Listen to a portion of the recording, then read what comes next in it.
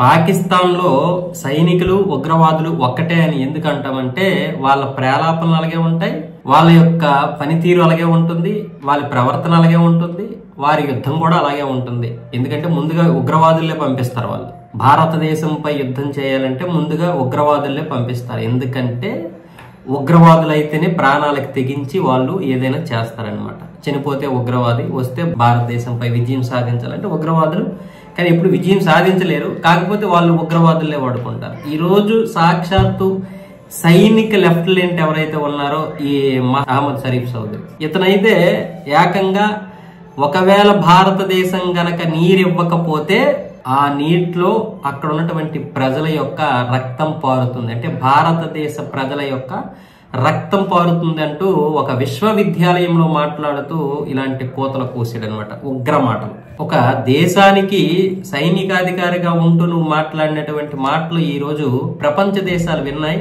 సరే, ప్రపంచ దేశాలు కొన్ని ఖండించాయి, కొన్ని ఖండించలేదు. చివరికి ఆఫ్ఘనిస్తాన్ లో కొంతమంది ఖండించారు వీటి మాటల్ని. ఎందుకంటే లష్కరే తోయిబా చీఫ్ ఉన్నాడు కదా హఫీజ్ సయీద్, ఈ హఫీజ్ సయీద్ కూడా ఇంతకు ముందు ఇవే మాటలు మాట్లాడాడు. మనం మొదట్లో పహల్గామ్ దాడి తర్వాత సింధు జలాలు వెంటనే ఆపేస్తే, సింధు జలాలు గనక విడుదల చేయకపోతే ఆ నదిలో రక్తం పారుతుంది, భారత ప్రజల యొక్క రక్తం పారుతుందంటూ కారు కోతలు కూసాడు కదా హఫీజ్ సయీద్. వీళ్ళలాగే ఇప్పుడు ఈ సైనికాధికారి కూడా మాట్లాడుతున్నాడంటే మరి వీళ్ళు ఉగ్రవాదులు కాకపోతే ఇంకేమంటారు వీళ్ళని? బహిరంగంగా వాళ్ళు ఉగ్రవాదులను ఒప్పుకుంటుంటే ప్రపంచ దేశాలే గుర్తించడం లేదు. ప్రపంచ దేశాలు అంటే ఏంటి? ఐరాస, ఈ అమెరికా, ఇవే కదా మెయిన్. ఇవి గుర్తించడం లేదు. కాకపోతే పిల్లి కళ్ళు మూసుకొని పాలు తాగినంత మాత్రాన బయట ప్రపంచానికి ఎవరు చూడలేదు అనుకుంటే ఎలాగా? ఈ రోజు అమెరికా చేసినటువంటి పనులు కావచ్చు, ఐక్యరాజ్య సమితి చేస్తున్నటువంటి పనులు కావచ్చు, అందరూ చూస్తున్నారు, గమనిస్తున్నారు. ఏదో ఒక రోజు వీటికి ఉద్వాసన పలికే రోజులు కూడా వస్తాయి. మనకెందుకు వీళ్ళని సపరేట్ గా మన ఏషియా కంట్రీస్ తో మనమే ఒక సపరేట్ గ్రూప్ తయారు చేసుకుంటే బెటర్.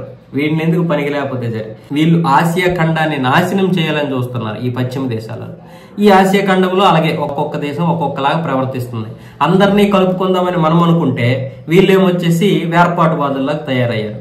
టర్కీకి మనమే సహాయం చేశాం, పక్కన ఉన్న శ్రీలంకకి మనమే సహాయం చేశాం, ఆ పక్కన ఉన్నటువంటి బల్యంలో ఉన్నటువంటి బంగ్లాదేశ్ కి మనమే సహాయం చేశాం. చివరికి మన నాశనాన్ని కోరుకుంటున్నటువంటి చైనాకు కూడా కరోనా సమయంలో మాస్కులు పంపించాం. ఇన్ని చేస్తున్నా కూడా మళ్ళీ మన పైన వీళ్ళందరూ దాడులు చేస్తున్నారంటే ఇంక మనం ఏం చేస్తాం? కాకపోతే పశ్చిమ దేశాలు కంట్రోల్ చేయాలంటే మనం కూడా ఒక యూనియన్ గా తయారవ్వాలి, ప్రపంచ దేశాలకి సందేశం ఇవ్వాలి.